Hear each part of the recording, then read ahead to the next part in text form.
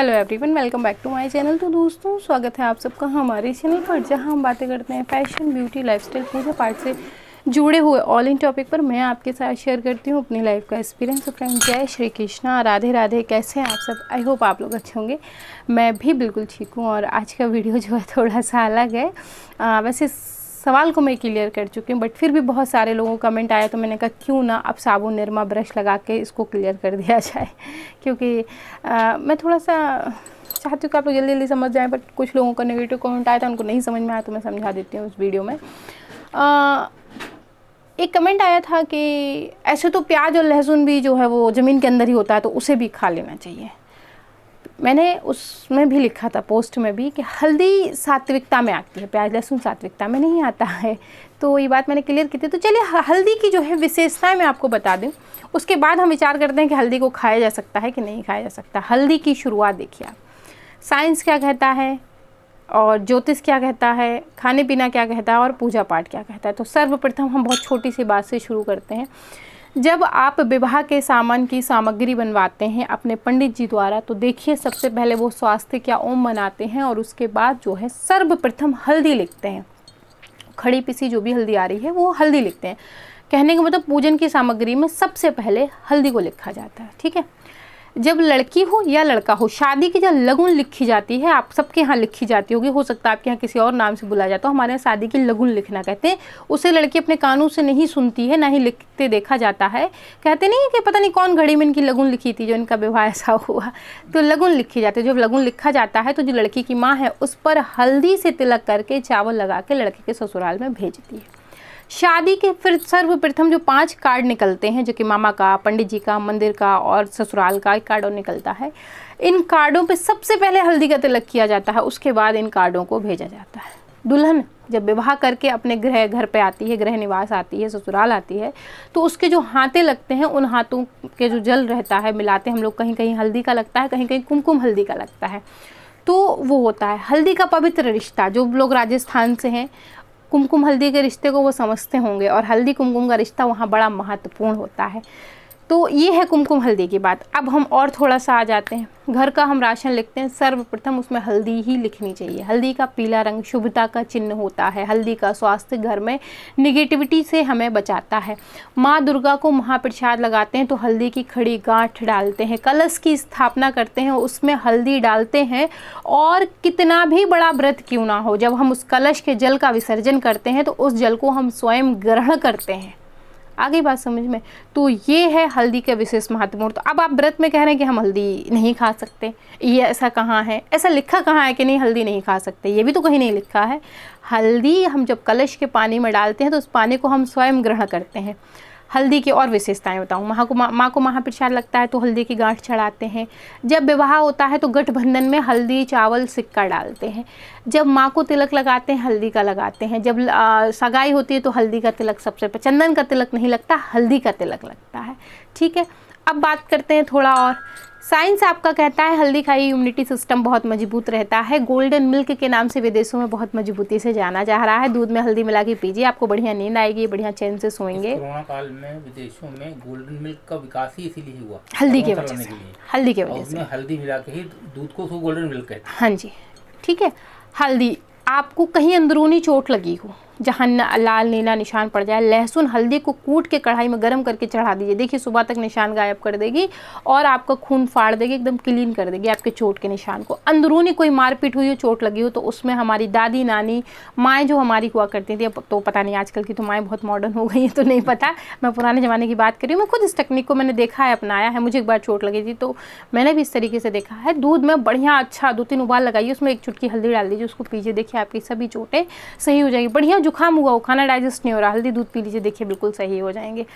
हल्दी, अब विशेष आते हैं हम हल्दी की विशेषताओं पे। तो ये तो हो गई हल्दी की विशेषताएं। आपको स्किन से रिलेटेड कोई प्रॉब्लम हो, आप रात में चेहरे पे हल्दी लगा के सोइए, आपका चेहरा देखिए सुबह एकदम क्लीन होगा। दिन में नहीं, दिन में हल्दी को अगर आप लगा लेंगे तो आपको टैन कर देगी, काला कर देगी। सूरज की किरणों में हल्दी आते ही साथ आपको टैन कर देगी। हल्दी, अदरक, हल्दी हो गई, अदरक हो गई, और एक दूसरी प्रकार के फल हैं जिन्हें आप व्रत में खा सकते हैं।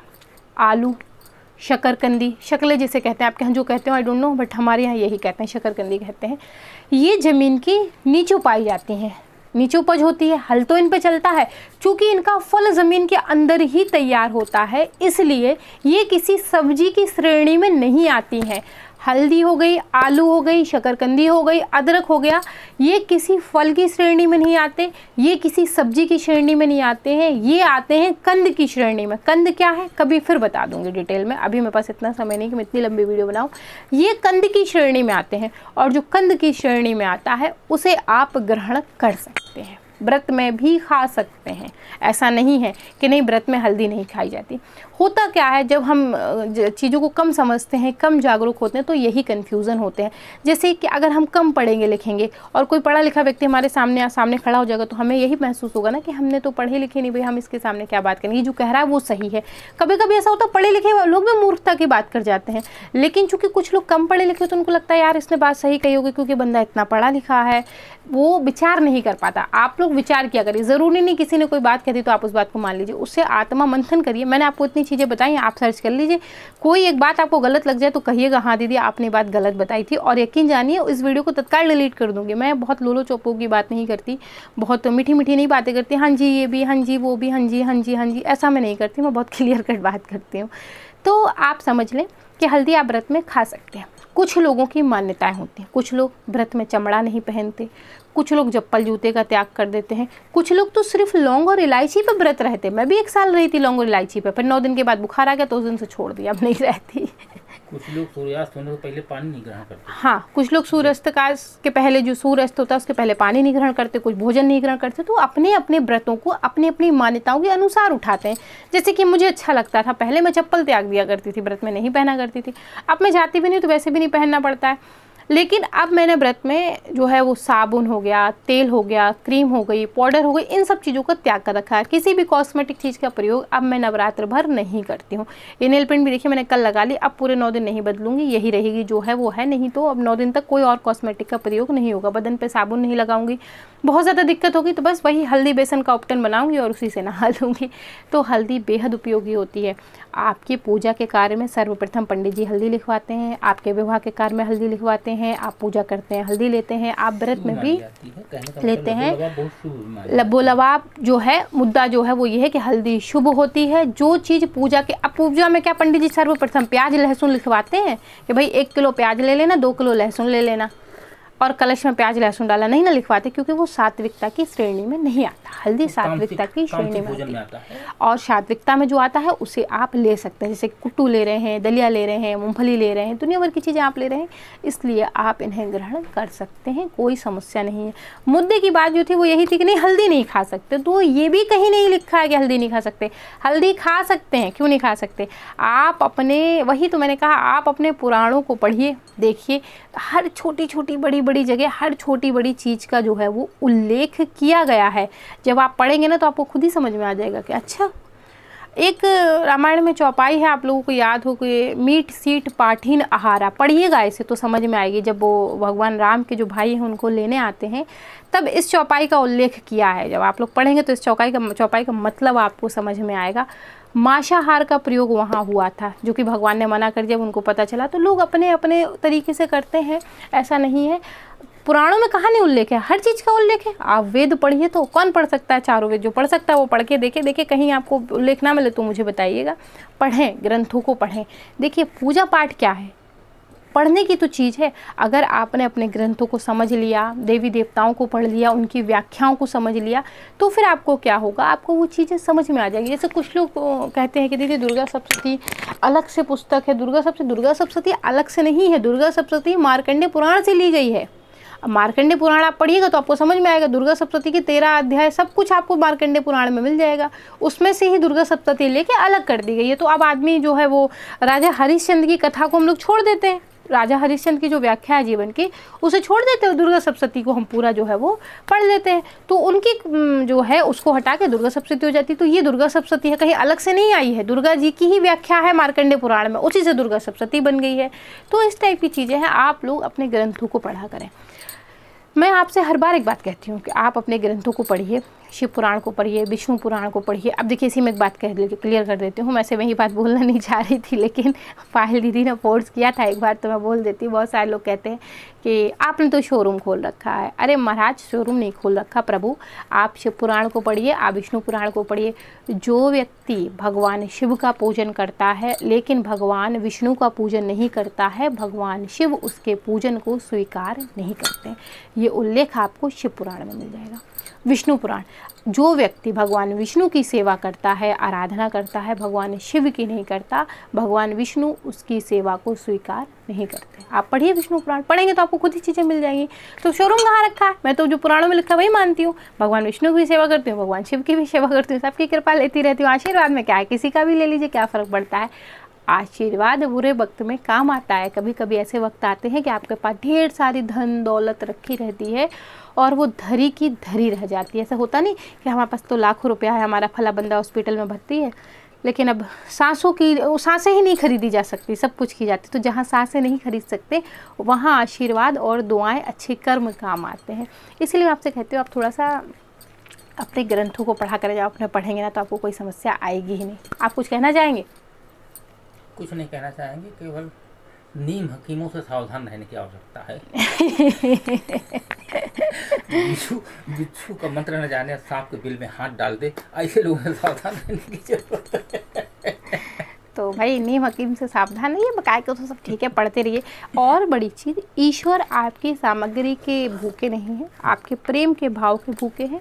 आप बिल्कुल जो है प्रेम भाव से सेवा करिए, ईश्वर सब कुछ स्वीकार कर लेंगे। बहुत सारी कथाओं में उल्लेख है, एक व्यक्ति रखता है भगवान की खूब पूजा करता है, भगवान नहीं सुनते। एक व्यक्ति रहता है भगवान जी को रोज़ सुबह शाम लट्ठ चटकाता है और भगवान फ़ौरन सुन लेते हैं। तो भगवान तो आपकी सेवा के भूखे हैं कि आप उन्हें किस प्रकार से सेवा दे रहे हैं, कितना भाव है आपके अंदर, कहीं कोई चूक तो नहीं हो रही है आपकी सेवा में। तो ये कथा जो है ना, मैं आपको बाद में सुनाऊंगी कभी फुर्सत से। अभी बात हो रही थी हल्दी पर, तो हल्दी आप व्रत में ले सकते हैं। हल्दी कंद की श्रेणी में आती है। कंद ना ही फल होता है ना ही सब्जी होती है, इसलिए आप हल्दी को ग्रहण कर सकते हैं। हल्दी के शुभता की स्थिति मैंने आपको बता दी कि हिंदू धर्म में हल्दी कितनी शुभ है। विवाह में सर्वप्रथम हल्दी, शादी में सर्वप्रथम हल्दी। हल्दी कुमकुम का रिश्ता, जो हमारे राजस्थान से भाई बहन बंधु बहुत सारे हैं वो समझते हैं। तो हल्दी बहुत शुभ होती है, आप चाहें तो ग्रहण कर सकते हैं। अगर आपने त्याग रखी है तो कोई बात नहीं, कोई ज़रूरी नहीं। कुछ लोग तो चीनी, चाय पत्ती, पता नहीं क्या क्या त्याग देते हैं, तो ये तो त्यागने के ऊपर है। तो आप त्यागना चाहें तो त्याग सकते हैं। हमारे गुरुजी ने, पहले मैं भी नहीं खाया करती थी, फिर हमारे गुरुजी ने एक बार बताया। मेरे गुरुजी ने नवरात्रि में आए तो मैंने उनके लिए सब्जी बनाई, तो उन्होंने कहा कि ये कैसी है, तो फिर उन्होंने बताया कि नहीं हल्दी खाई जाती है। तो फिर मैंने अगले दिन उनके लिए अब सब्जी बनाई, तो फिर उस पर हल्दी डाला, उन्होंने भी ग्रहण किया। तो इसलिए मैं जानती हूँ। एक बात और मैं आपको बता दूँ, एक मेरे गुरुजी थे, अब स्वर्गवासी हैं, क्या है, मैं उनसे मुलाकात नहीं हो पाई, मैं नहीं मिल पा रही उनसे, बड़ी समस्या है मुझे, और स्वर्गवासी हो गए हैं वो। तो लब्बो लवाब ये है कि वो रोटी बनाया करते थे, वो कुछ नहीं खाते थे, 24 घंटे में एक समय रोटी खाया करते थे।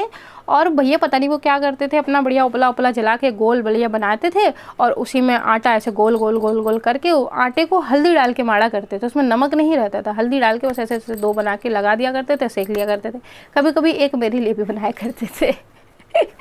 आप लोग कहीं बताइए कैसी अपने गुरु से ही खा लेती। हाँ जी, तो क्या करें, खिला देते थे वो, तो मैं भी खा लेती थी। और यकीन जानिए फ्रेंड्स, वो स्वाद आज तक नहीं मिल पाया। मैं खूब कोशिश की ऐसा गोल गोल बनाने की, वो नहीं हो पाता है। तो ये तो हाथ हाथ की बात होती है। और हल्दी की शुभता मैंने आपको बता दी। यहाँ मैंने बहुत सारी बातें आपको बताई, सप्तशती के बारे में बता दिया, हल्दी की शुभता भी बता दी, जो शोरूम बोलते हैं वो भी बता दिया। तो 2-3 चीज़ों का एक ही वीडियो बना दिया। तो फ्रेंड्स, आशा करती हूँ कि आज से आपके कन्फ्यूज़न दूर हो गए होंगे। हल्दी व्रत में खाई जाती है बता दिया, हल्दी क्या है, फल है या सब्जी है, ये भी बता दिया। तो फ्रेंड्स, मैं मिलती हूँ विद न्यू वीडियो। ये वीडियो अगर पसंद आई हो तो like, share, subscribe and comment करना बिल्कुल भी मत भूलिए। और आप मुझे इंस्टा पे ज्वाइन कर लीजिएगा, वहाँ मैं लेटेस्ट वीडियो के अपडेट्स को शेयर करती रहती हूँ। तो मैं मिलती हूँ विद न्यू वीडियो, तब तक के लिए जय Shri Krishna, Radhe Radhe, bye bye friends, bye bye.